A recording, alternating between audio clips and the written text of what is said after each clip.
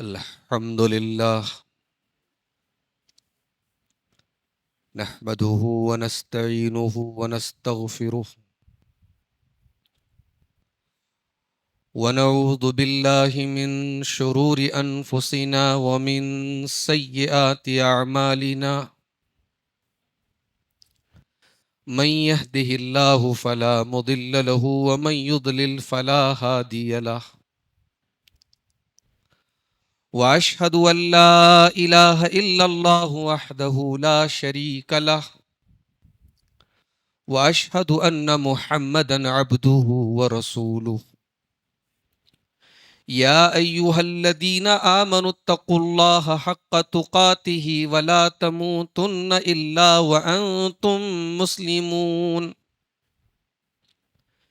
يا أيها الناس اتقوا ربكم الذي خلقكم من نفس واحدة وخلق منها زوجها وبث منهما رجالا كثيرا ونساء واتقوا الله الذي تساءلون به والأرحام إن الله كان عليكم رقيبا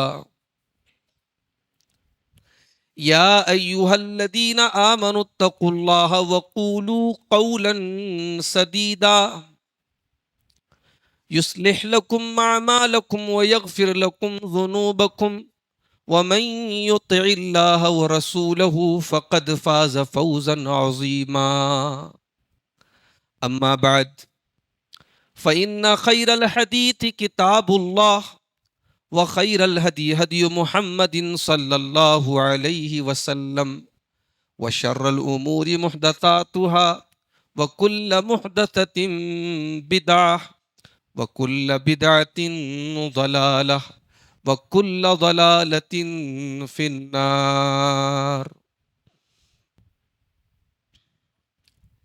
أعوذ بالله من الشيطان الرجيم بسم الله الرحمن الرحيم واتقوا الله الذي تساءلون به والأرحام إن الله كان عليكم رقيبا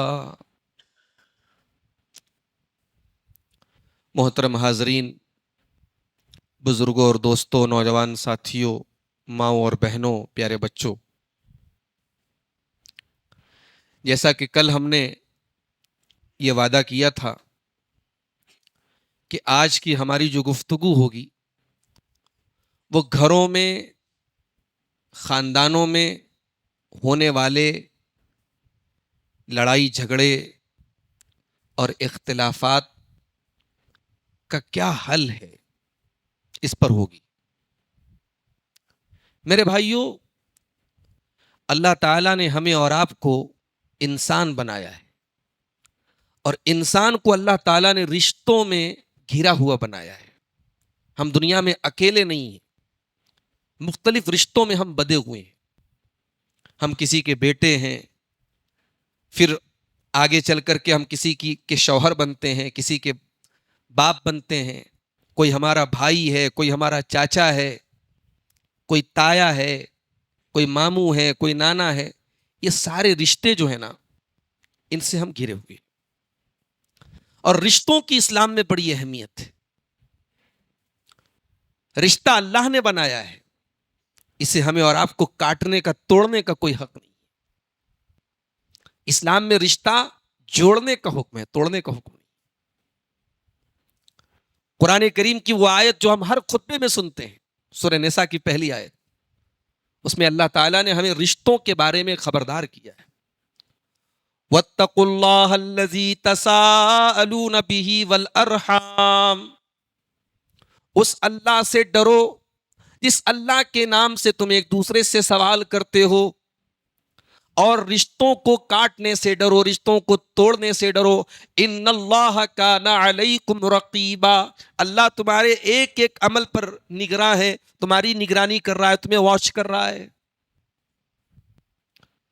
اللہ کے نبی صلی اللہ علیہ وسلم فرماتے ہیں کہ قیامت کے دن جب نفسی نفسی کا عالم ہوگا اور لوگ اللہ کے نبی صلی اللہ علیہ وسلم کے پاس شفاعت کے لیے آئیں گے، اور اللہ کے نبی شفاعت کریں گے بھی، اس کے بعد جب لوگ پل صراط پر جائیں گے اور پل صراط کو کراس کیے بغیر کوئی جنت میں نہیں جا سکتا، تو وہاں پر اللہ کے نبی فرماتے ہیں کہ دو چیزیں انسان کے دائیں بائیں ہوگی، ایک امانت ہوگی، ایک رحم ہوگا، رشتہ داری۔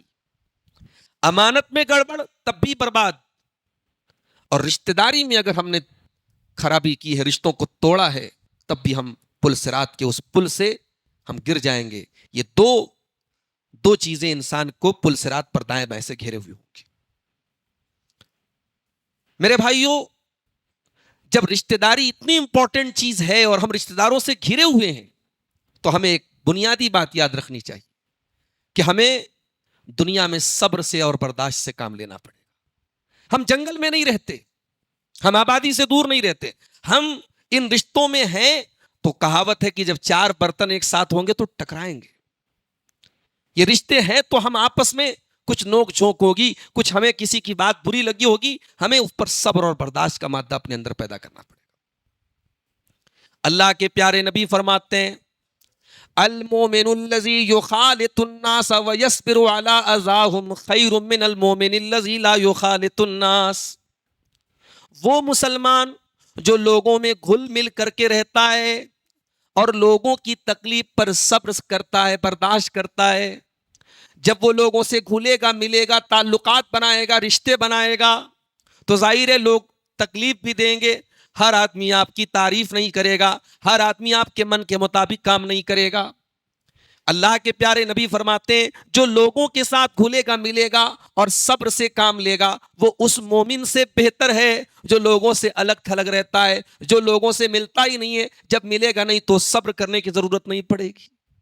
آپ لوگوں کے بیچ میں ہیں تو صبر کرنا پڑے گا آپ کو، اور اگر آپ کو یہ لگتا ہے کہ یہ صبر کرنا بہت کٹھن کام ہے، تو ذرا یاد کرو اللہ تبارک و تعالیٰ کے صبر کو۔ لا احد اصبر علی اذن من اللہ، اللہ تعالیٰ سے زیادہ تکلیف کے اوپر صبر کرنے والا کوئی نہیں ہے۔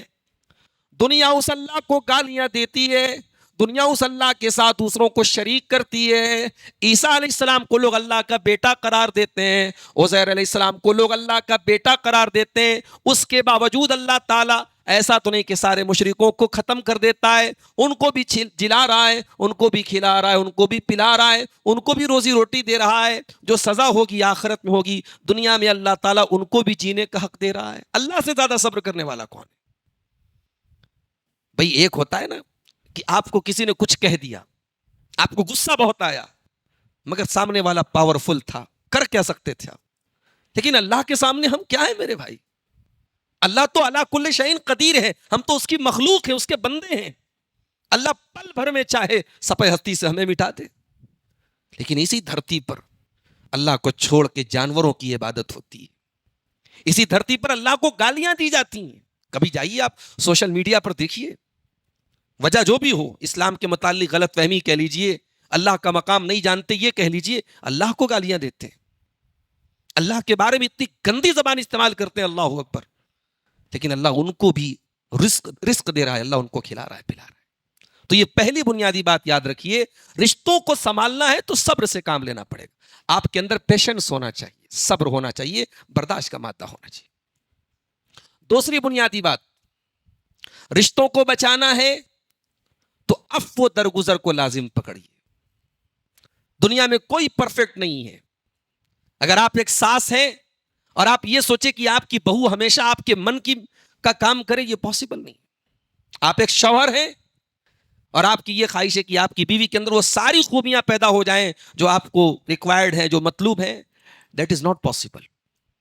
آپ ایک باپ ہیں، آپ چاہتے ہیں کہ آپ کا بیٹا بالکل حضرت لقمان کے بیٹے کی طرح فرما بردار ہو جائے، نہیں ممکن ہے بھائی، کوئی پرفیکٹ نہیں ہے۔ زندگی میں غلطیاں ہوں گی، مسٹیکس ہوں گی، درگزر کر دو، معاف کر دو۔ اور اللہ نے معاف بھی کرنے کا کیسا حکم دیا، فرمایا فَاصْفَحِ الصَّفْحَ الْجَمِيلَ، اے نبی آپ معاف بھی کریں تو خوبصورتی کے ساتھ معاف کریں۔ دیکھو ایک ہوتا ہے معاف کرنا، معاف تو کر دیا آپ نے، پھر کبھی وہ بات یاد آئی تو آپ نے بول دیا ارے یار تم نے تو ایسا کیا تھا۔ اللہ نے کہا کہ ایسا معاف کرو کہ فصفحی صفح الجمیل، خوبصورتی کے ساتھ معاف کرو. ایسا معاف کرو کہ پھر کبھی اس غلطی کا تانا مت دینا، اس غلطی پر کبھی ٹوکنا نہیں، اس غلطی کا کبھی نام بھی مت لینا. اللہ کے پیارے نبی جناب محمد رسول اللہ صلی اللہ علیہ وسلم کو دیکھو میرے پیارے ساتھیو. اما عائشہ فرماتی ہیں لم یکن فاحشن ولا متفحشن، اللہ کے پیارے نبی نہ تو غلط گندی بات اپنی زبان سے نکالتے تھے، نہ گندی بات کے جواب میں گندی بات کہتے تھے، ولا سخابا فی الاسواق، نہ آپ بازاروں میں چلایا کرتے تھے، چیخا کرتے تھے، ولا یدفع السیئۃ بالسیئۃ، نہ برائی کا بدلہ برائی سے دیا کرتے تھے، ولکن یعفو ویصفح، آپ کا اصول یہ تھا آپ معاف کر دیا کرتے تھے، درگزر کر دیا کرتے تھے. آپ کے چچا حمزہ کو قتل کیا کس نے؟ وحشی بن حرب نے، نام ہی وحشی تھا، اس نے تیر چلا کے قتل کیا تھا حضرت حمزہ کو. پھر اللہ نے اسلام کی دولت دی تھی، اسلام لے آیا. اللہ کے نبی کے پاس آ کے اسلام لاتا ہے، نبی سے معافی مانگتا ہے. اللہ کے نبی نے کہا معاف تو کر دیتا ہوں مگر مجھے اپنا چہرہ نہ دکھایا کرو، تمہیں دیکھتا ہوں تو مجھے میرے چچا حمزہ یاد آ جاتے ہیں. معاف کر دیا آپ نے. جس نے آپ کے محبوب چچا کو قتل کیا آپ نے اس کو معاف کر دیا. جس نے آپ کی بیٹی زینب پر تیر چلایا اور اسی تیر کے زخم سے وہ انتقال کر گئی، اسے آپ نے معاف کر دیا. مکہ کی سرزمین پر آپ نماز پڑھتے تھے، سجدے کی حالت میں آپ کی گردن پہ لا کے گندگیاں ڈالی جاتی تھی، آپ کا گلا دبانے کی کوشش کی گئی، آپ پر طائف میں پتھر برسائے گئے، آپ کو اپنے وطن سے نکلنے پر مجبور کیا گیا. آپ نے کیا کیا؟ اسلام میں تو انتقام لینا جائز ہے نا، بدلہ لینا تو جائز ہے، مگر آپ نے کیا ایگزامپل قائم کیا، کیا مثال قائم کی؟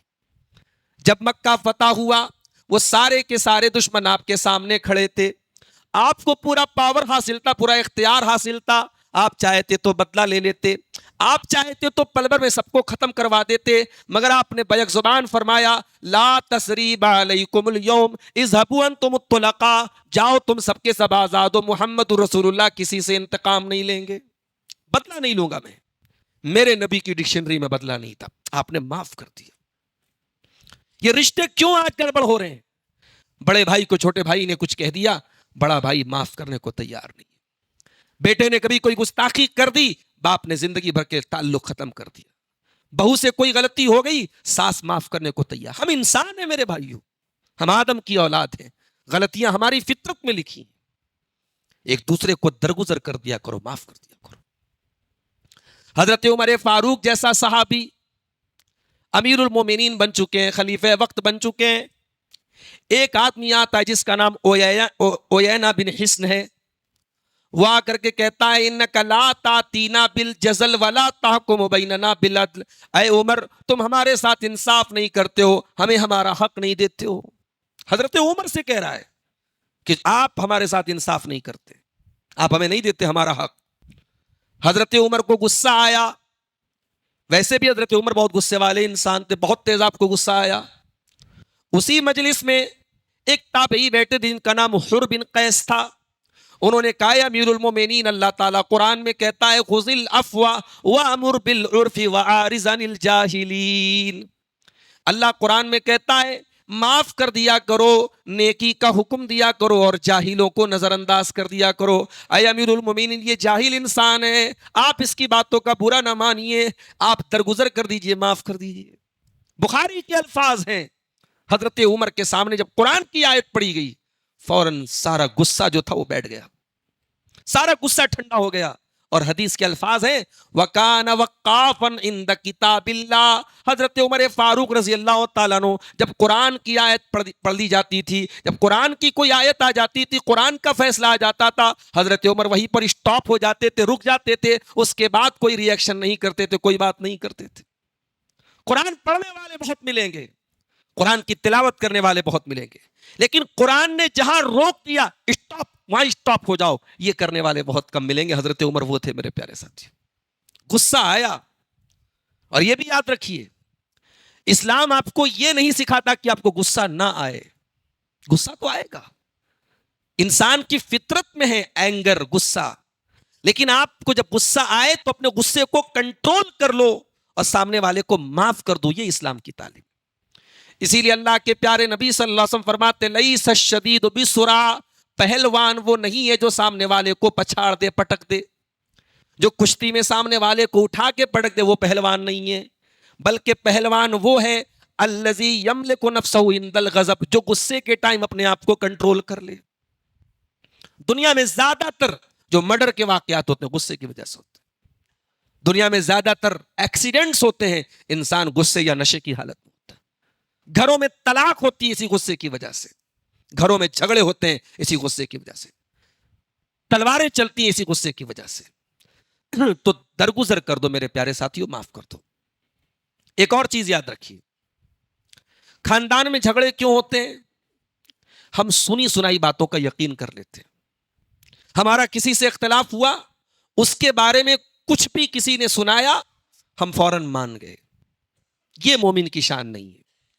یا ایھا الذین آمنوا ان جاءکم فاسق بنبأ فتبینوا, اے ایمان والو جب تمہارے پاس کوئی فاسق آدمی, کوئی ان آتھینٹک آدمی, کوئی غیر معتبر آدمی, کوئی بے بھروسے کا آدمی کوئی خبر لے کر کے آئے تو تحقیق کر لو, اس بات پر فوراً یقین نہ کر لو.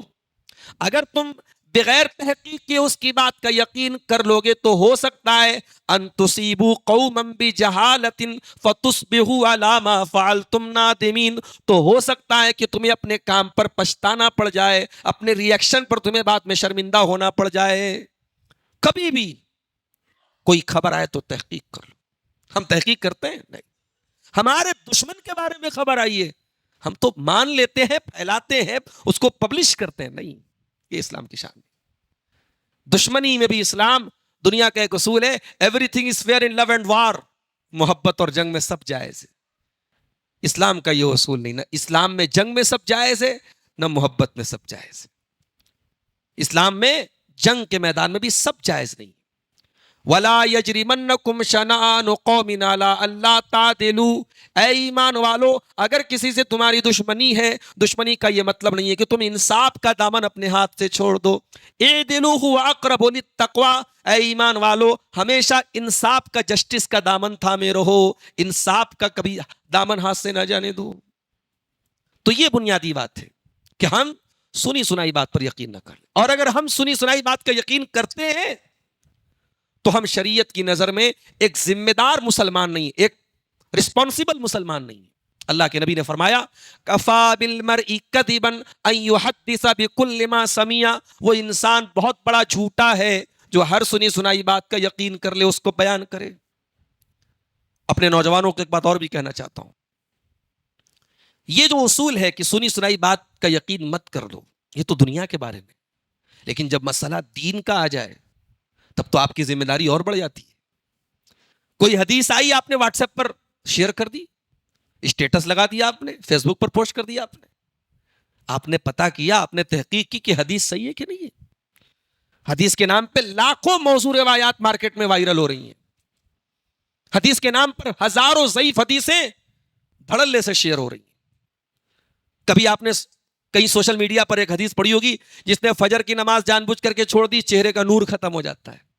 ظہر کی نماز جس نے جان بوجھ کر کے چھوڑ دی روزی روٹی کی برکت ختم ہو جاتی ہے.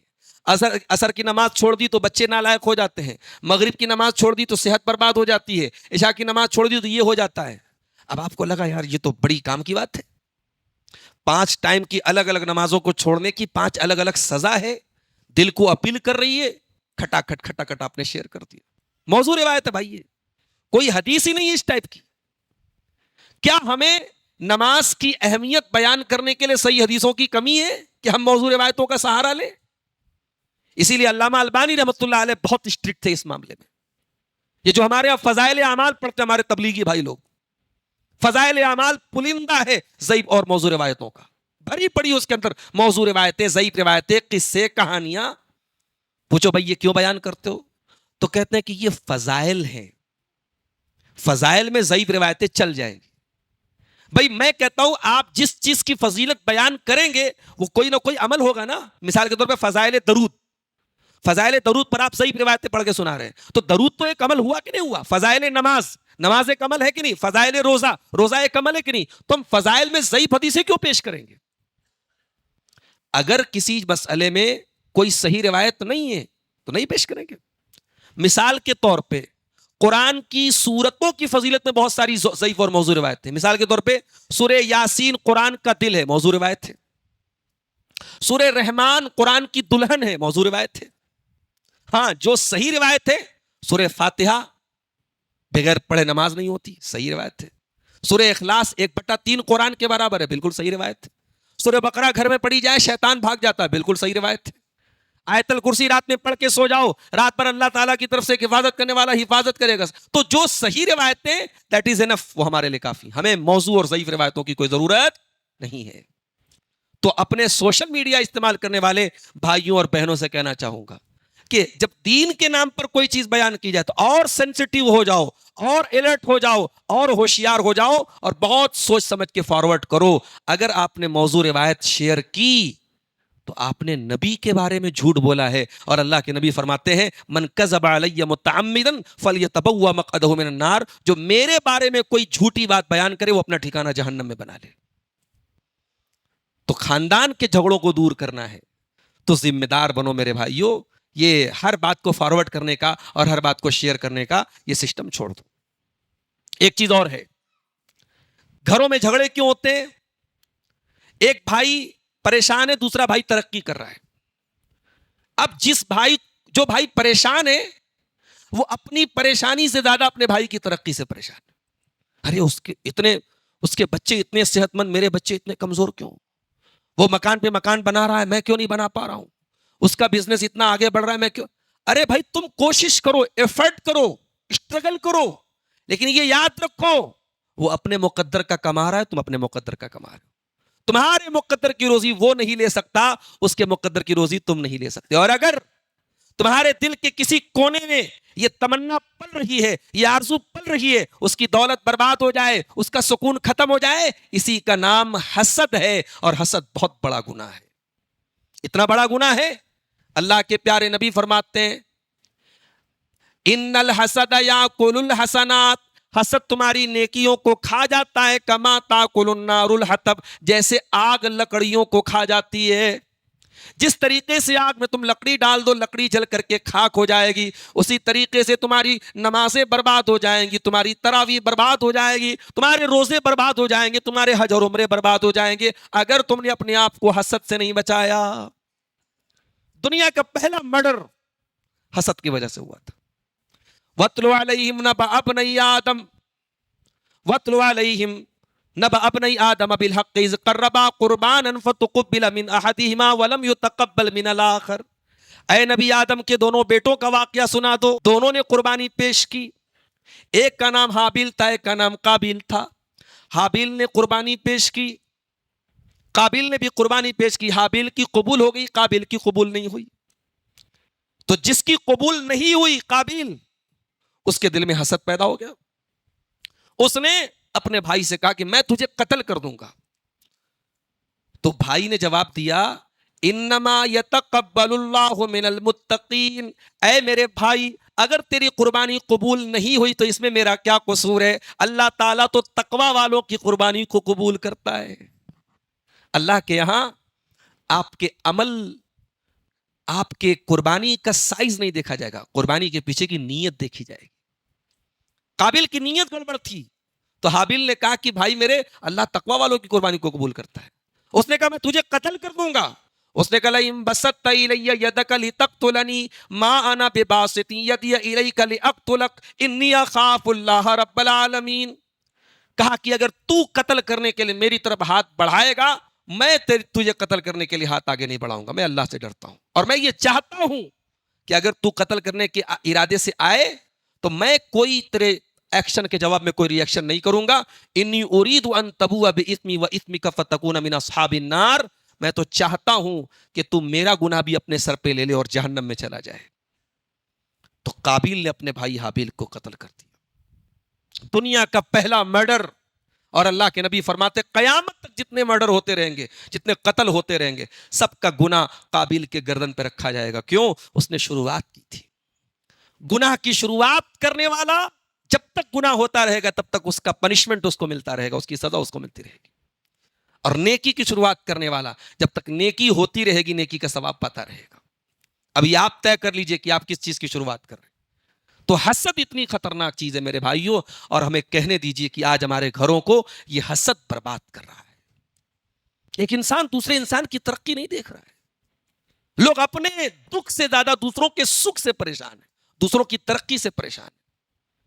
جب اللہ کے رسول فرماتے ہیں بچہ ماں کے پیٹ میں ہوتا ہے، 4 مہینے کا ہوتا ہے، 120 دن کا، فرشتہ آتا ہے اور 4 چیزیں لکھ دیتا ہے، فَيُكْتَبُ عَمَلُهُ وَأَجَلُهُ وَرِزْقُهُ، کیا عمل کرے گا، کتنی عمر پائے گا، کتنی روزی پائے گا، وَشَقِيٌّ أَوْ سَعِيدٌ، بدبخت ہوگا یا نیک بخت ہوگا، جنت میں جائے گا یا جہنم میں جائے گا۔ یہ 4 باتیں لکھ دی گئی ہیں۔ ہمارے مقدر سے زیادہ روزی ہمیں نہیں مل سکتی، ہم ماں کے پیٹ میں تو ہماری روزی لکھ دی گئی۔ کیوں حسد کرتے ہو میرے بھائی؟ حسد کر کے ہم سوائے اپنا نقصان کرنے کے کچھ نہیں کرتے۔ ہاں، یہاں ایک بات اور نوٹ کر لو، ایک ہوتا ہے حسد۔ حسد کا مطلب کیا ہوتا ہے؟ میں یہ تمنا کروں کہ سامنے والے کی نعمت چھن جائے اور مجھے مل جائے، یہ حسد ہے۔ اگر میں یہ تمنا کروں کہ اے اللہ اس کو تو نے بہت نوازا، مجھ کو بھی نواز دے، اے اللہ اس کا کاروبار اچھا چل رہا، میرا بھی چل جائے، اے اللہ اس کے بچوں کو تندرستی ملی، مجھے بھی مل جائے، تو یہ حسد نہیں ہے، اس کو بولتے ہیں رشک کرنا۔ یہ رشک کرنا جائز ہے، بلکہ 2 چیزوں میں رشک کرنے کا حکم دیا گیا ہے۔ لا حسد الا فی اثنتین، 2 چیزوں میں رشک کرنے کا بہت ثواب ہے۔ رجل آتاہ اللہ القرآن، ایک وہ انسان ہے جس کو اللہ تعالیٰ نے قرآن کا علم دیا، قرآن کا حافظ بنایا، قرآن کا عالم بنایا، اور رات و دن وہ قرآن کو پڑھتا ہے پڑھاتا ہے۔ اس انسان کو دیکھ کر کے اگر آپ یہ تمنا کریں اے اللہ تو مجھ کو بھی قرآن کا عالم بنا دے، اے اللہ تو مجھ کو بھی قرآن کا حافظ بنا دے، ایسی تمنا کرنا بہت اچھی بات ہے۔ اور دوسرا انسان جس کو اللہ تعالیٰ مال دے اور وہ مال اللہ کی راہ میں وہ خرچ کر رہا ہے، مدرسوں کو دے رہا ہے، یتیموں کو دے رہا ہے، بیواؤں کو دے رہا ہے، مسجدیں بنوا رہا ہے، اپنے دولت کے خزانے کے منہ اس نے کھول دیا اللہ کی راہ میں، اسے دیکھ کر کے اگر آپ کے دل میں یہ تمنا پیدا ہو کہ اے اللہ مجھے بھی اتنی دولت دے دے، میں بھی تیری راہ میں لگاؤں، تو یہ رشک کرنا یہ تعریف کے قابل ہے اور شریعت میں اس کے اوپر ابھارا گیا ہے۔ خاندان میں اختلاف کی ایک وجہ اور ہے میرے پیارے ساتھی، تکبر۔ میں بڑا ہوں، میں اس سے بہتر ہوں۔ بھئی کیوں تکبر کرتے ہو؟ تکبر دنیا میں سب سے پہلے ابلیس نے کیا تھا۔ آدم علیہ السلام کو سجدہ کرنے کا حکم ملا، اس نے کہا میں نہیں کروں گا۔ اللہ نے کہا کیوں نہیں کرو گے؟ کہا کہ انا خیر منہ خلقتنی من نار وخلقتہ من طین، تو نے آدم کو مٹی سے پیدا کیا، مجھے آگ سے پیدا کیا۔ اے اللہ میں آدم کو سجدہ نہیں کروں گا، میں آئی ایم سپیریئر دین ہم، آئی ایم بیٹر دین ہم، میں اس سے بہتر ہوں، میں کیوں سجدہ کروں اس کو؟ اللہ نے کہا کہ میں حکم دے رہا ہوں اور تو قیاس لڑا رہا ہے۔ شریعت کا حکم آ جائے، کلیئر نیٹ اینڈ کلیئر حکم آ جائے تو پھر قیاس مت لگایا کرو میرے پیارے ساتھی۔ شریعت آپ کی لاجک، آپ کے قیاس، آپ کی عقل، آپ کی منطق سے نہیں چلتی۔ بھی زکوٰۃ کے مسئلے میں کبھی آپ غور کیجئے، زکوٰۃ کے مسئلے میں قدم قدم پہ ایسی چیزیں جو آپ کی لاجک کے باہر ہیں۔ میرے پاس 2.5 کروڑ کی کار ہے، مثال دے رہا ہوں بھائی، میرے پاس ہے نہیں، میں مثال دے رہا ہوں۔ 2.5 کروڑ کی کار ہے، زکوٰۃ ہے نہیں ہے؟ 10 کروڑ کا مکان ہے، زکوٰۃ ہے؟ مکان میں رہ رہے ہیں آپ، زکوٰۃ نہیں ہے۔ لیکن آپ کے پاس 85 گرام سونا ہے، سکے کی شکل میں، زیور کی شکل میں، کنگن کی شکل میں، ایئر رنگ کی شکل میں، نیکلس کی کسی بھی شکل، زکوٰۃ ہے۔ آپ کے بیوی کے پاس یا آپ کے پاس سونے کے زیورات 5 لاکھ روپے کے قریب کے ہیں اور نصاب کو پہنچتے ہیں، شریعت میں جو پیمانہ بتایا گیا ہے 85 گرام اس کے اوپر ہے، زکوٰۃ آپ کو دینا ہے۔ ڈائمنڈ کا آپ کے پاس نیکلس ہے، اس کی قیمت سونے سے ڈبل ہے، 15 لاکھ کا ہے، وہ زکوٰۃ نہیں ہے۔ اللہ کے نبی نے فرمایا کہ کوئی زکوٰۃ نہیں ہے، ہیرے پر کوئی زکوٰۃ نہیں۔ اب لاجک تو بھائی، لاجک تو کہہ رہی یہ تو اور قیمتی ہے، زکوٰۃ ہونی چاہیے، نہیں ہے زکوٰۃ۔ تو آپ شریعت کو اپنی لاجک کے حساب سے مت چلائیے۔ ابلیس نے لاجک استعمال کی اللہ کے حکم کے مقابلے میں، اس نے کہا میں بہتر ہوں۔ اچھا ایک تو لاجک استعمال کی اور لاجک بھی غلط استعمال کی۔ بھئی یہ بتاؤ آگ اچھی ہے کہ مٹی اچھی ہے؟ مٹی اچھی ہے نا۔ مٹی کے اندر کوئی بھی چیز ڈال دو وہ گرو کرنے لگتی ہے، گروتھ کرنے لگتی ہے، بڑھنے لگتی ہے۔ آگ میں ڈال دو جل کے ختم ہو جاتی، تو کون بہتر ہوا؟ مٹی نہ بہتر ہوئی۔ مٹی کے اندر ٹھنڈک ہے، مٹی کے اندر سکون ہے، آگ کے اندر تیش ہے، آگ کے اندر جلانا ہے، آگ کے اندر جوش ہے۔ تو آگ تو ویسے بھی خطرناک چیز ہے۔ مٹی کو دیکھ کے کوئی تھوڑی کہتا ہے کہ مٹی کو دیکھ کے بھاگو، آگ جہاں لگ جاتی ہے لوگ بھاگنے لگتے ہیں۔ تو ابلیس نے اللہ کے حکم کے مقابلے میں قیاس کیا، لاجک لگائی، اور لاجک بھی غلط لگائی. تو یہ ابلیس نے ایسا کیوں کیا؟ تکبر تھا. تکبر اپنے دل سے نکال دو میرے بھائی. تکبر نہیں، کسی چیز کا نہیں. اور کس بات کا تکبر ہے آپ کو؟ دولت کا ہے. دنیا میں بہت سارے دولت والے آئے اور خالی ہاتھ دنیا سے گئے. شہرت کا ہے. شہرت کب بدنامی میں بدل جائے کیا گارنٹی ہے؟ طاقت کا ہے. آج طاقت ہے، کل بڑھاپے میں کمزور ہو جاؤ گے، دوسروں کے سہارے پہ ہو جاؤ. جس چیز کا بھی غرور ہے، تکبر ہے، وہ ایک چیز ایک دن ختم ہو جانے والی. اسی لیے اللہ کے پیارے نبی فرماتے ہیں لا يدخل الجنت من کان فی قلبہ مثقال ذرۃ من الکبر. جس کے دل میں ذرہ برابر بھی تکبر ہوگا وہ جنت میں نہیں جائے گا. صحابہ نے پوچھا ہے اللہ کے رسول، ایک انسان یہ چاہتا ہے اس کا جوتا اچھا ہو، اس کا کپڑا اچھا ہو، اچھا کپڑا پہن کے نکلیں گے، اچھا جوتا پہن کے نکلیں گے، اپنے سے کمتر لوگوں کو دیکھیں گے تو ایک احساس ہوگا اپنے بہتر ہونے کا، تو کیا یہ بھی تکبر ہے؟ آپ نے فرمایا نہیں. اچھا کپڑا پہننا، اچھا جوتا پہننا یہ تکبر نہیں. اللہ تعالیٰ خوبصورت ہے، خوبصورتی کو پسند کرتا ہے میرے صحابہ. تکبر یہ ہے الکبر بطر الحق وغمط الناس. تکبر یہ ہے کہ تم حق بات کو قبول نہ کرو، سچائی کو نہ مانو کہ تمہاری ناک کٹ جائے گی. سارا مسئلہ یہی آ جاتا ہے. کبھی کبھی ہمارے لیے ہماری ناک زیادہ بڑی ہو جاتی ہے سچائی کے مقابلے میں. تو تکبر سے بچو میرے بھائی. اگر آپ کی غلطی ہے مان لو، آپ چھوٹے نہیں ہو جائیں گے. اگر اپنی غلطی ہے اور مان لیا تو آپ چھوٹے نہیں ہوں گے، اللہ آپ کو اور عزت دے گا. اور اسی تکبر کا اپوزٹ ہے تواضع. گراؤنڈ ٹو ارتھ ہو جاؤ، ڈاؤن ٹو ارتھ ہو جاؤ. اپنے آپ کو ڈاؤن کر لو، اپنے آپ کو چھوٹا بنا لو، پھر دیکھو اللہ کیسی عزت دیتا ہے. شیخ عبد الرحمن السدیس امام حرم ہے، کروڑوں روپیہ ان کی مہینے کی سیلری ہے. ان کے پاس کتنی دولت ہوگی وہ جانتے ہیں.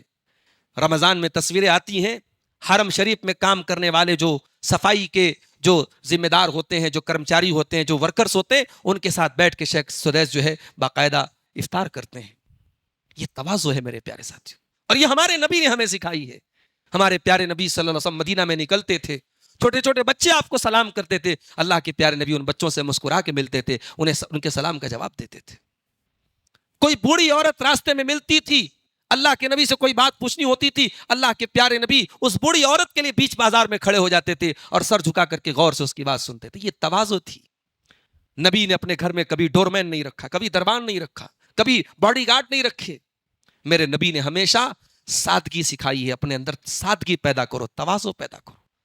اور یاد رکھو طوفان جب آتا ہے، سیلاب جب آتا ہے، تو جو تنے بہت مضبوط ہوتے ہیں وہ پہلے ٹوٹ جاتے ہیں، اور جو شاخیں نازک ہوتی، جن کے اندر لچک ہوتی ہے نا، وہ بڑے بڑے سیلاب میں بھی برقرار رہتی ہیں. اپنے اندر لچک رکھو، اپنے اندر سافٹنس رکھو، انشاءاللہ بڑے بڑے طوفان اور سیلاب میں برقرار رہو گے. خاندان کے جھگڑوں کو ختم کرنے کے لیے ایک اور بہت ضروری چیز ہے، بدگمانی سے بچو. بدگمانی کیا ہوتی ہے؟ اپنے من سے کھچڑی پکانا. میرا کوئی خلاف میں کسی کے خلاف ہوں، اب وہ کونے میں بیٹھ کے بات کر رہا ہے تو مجھے لگے او ہو میرے خلاف بات ہو رہی. اجتنبوا کثیرا من الظن.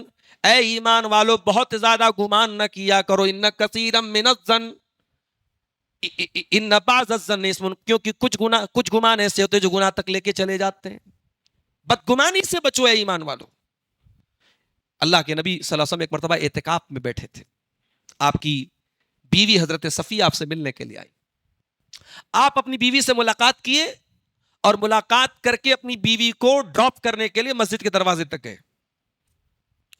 تو وہاں سے 2 صحابی گزر رہے تھے. انہوں نے دیکھا کہ اللہ کے نبی کے ساتھ ایک خاتون ہے. تو ابھی ان لوگوں نے کچھ کہا نہیں. اللہ کے پیارے نبی نے دونوں کو بلایا، کہا کہ یہ جو خاتون جا رہی ہیں ہاذہی صفیہ، یہ میری بیوی صفیہ ہے. کہا ہے اللہ کے نبی کیسی بات کر رہا ہے؟ آپ ہمیں کلیریفیکیشن دے رہے ہیں، آپ وضاحت کر رہے ہیں، آپ کو بتانے کی کیا ضرورت ہے؟ آپ نے فرمایا ان الشیطان یجری من الانسان مجری الدم. شیطان انسان کے جسم میں ویسے ہی دوڑتا ہے جیسے خون دوڑتا ہے. تمہارے دماغ میں کوئی غلط فہمی کی کھچڑی پکے اس کے پہلے میں وضاحت کر دی کہ یہ خاتون جو آئی تھی یہ حضرت صفیہ تھی. اسے 2 سبق ملا.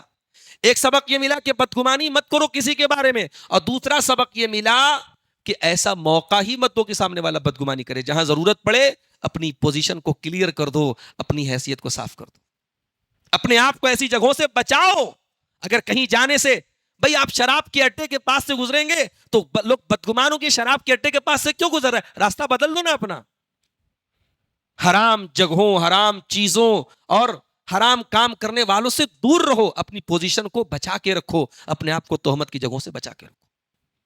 گھر اور خاندان میں اختلاف کی ایک بہت بڑی وجہ یہ بھی ہے, ہر آدمی کو اپنے حقوق پتہ ہے, اپنی ذمہ داری پتہ نہیں. بہو کیا کہتی ہے؟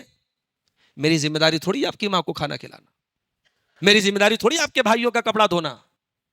اب صاحب وہ لسٹ بنا کے رکھی ہے, یہ کام میری ذمہ داری ہے, یہ کام میری ذمہ داری نہیں.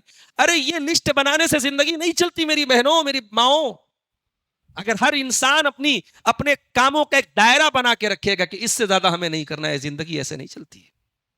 شوہر اگر بیوی سے کہے کہ بھائی تجھے کھلانا میری ذمہ داری ہے, تجھے 2 ٹائم کا کھانا کھلانا میری ذمہ داری ہے, تجھے ڈھنگ کا کپڑا پہنانا میری ذمہ داری, یہ مہینے شاپنگ کرانا کون سی میری ذمہ داری ہے؟ یہ آئے جو تجھے طرح طرح کی چیزیں لا کے کھلانا پلانا, تجھے شاپنگ مال لے کے جانا, ریسٹورنٹ لے کے جانا, یہ میری ذمہ داری تو نہیں ہے. تو وہاں تو آپ یہ نہیں بولتی کہ ذمہ داری کیا ہے, وہاں تو بھائی ہمارا شوق ہے, ہمارا ارمان ہے.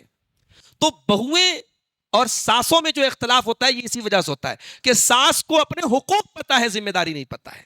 بہو کو اپنے حقوق پتا ہے, ذمہ داری نہیں پتا ہے. شریعت کیا کہتی ہے؟ اپنے حقوق ادا کرو, اور اگر تمہارے اوپر اپنی ذمہ داریوں کو ادا کرو اور تمہارے حقوق میں اگر کوئی کمی بھی ہو رہی ہے تو نظر انداز کرو. ایک مرتبہ جنگ حنین کا موقع تھا, وقت آج زیادہ ہو رہا ہے, معذرت چاہتا ہوں, 1-2 منٹ آپ کال لوں گا. جنگ حنین کا موقع تھا. اس جنگ میں مال غنیمت بہت آیا تھا. اللہ کے نبی نے مال غنیمت بانٹا تو انصاری صحابہ کو کچھ نہیں ملا, جبکہ ان کا کردار زیادہ بڑا تھا, وہ زیادہ بہادری سے لڑے تھے, اور جو نئے نئے ایمان لائے تھے اللہ کے نبی نے ان کو کھل کر کے مال غنیمت دیا. انصاری صحابہ کرام کے دل میں تھوڑا سا ملال پیدا ہو. انصاری صحابہ کرام نے آپس میں میٹنگ کی, ہمارے ساتھ اچھا نہیں ہو رہا ہے, ہمارے ساتھ ظلم ہو رہا ہے, ہمارے ساتھ انیائے ہو رہا ہے. اللہ کے پیارے نبی کو پتا چلا, آپ نے فرمایا سارے انصاری صحابہ ایک جگہ اکٹھا ہو جائیں. سارے انصاری صحابہ ایک جگہ اکٹھا ہو گئے. آپ نے فرمایا یا معاشر الانصار, اے میرے انصاری صحابہ, الم اجدکم ذلالا فہداکم اللہ بی, یہ بتاؤ میرے آنے کے پہلے مدینہ میں تم ایک دوسرے سے لڑا کرتے تھے, ذرا سی بات پہ جنگ کیا کرتے تھے, میرے آنے کے بعد اللہ نے تم کو بھائی بھائی بنا دیا. کل تک تم پتھر کے بتوں کی عبادت کیا کرتے تھے, گمراہ تھے, بھٹکے ہوئے تھے, اللہ نے مجھے بھیج کر تم کو ہدایت دے دی. تم غریب تھے, کمزور تھے, فقیر تھے, اللہ نے مجھے بھیج کر تم کو دولت والا بنا دیا. یہ بات صحیح ہے یا نہیں؟ سارے انصاری صحابہ نے کہا اللہ و رسولہ امن, اے اللہ کے نبی ہم مانتے ہیں, اللہ کا ہم پر بہت احسان ہے, رسول کا ہم پر بہت احسان ہے.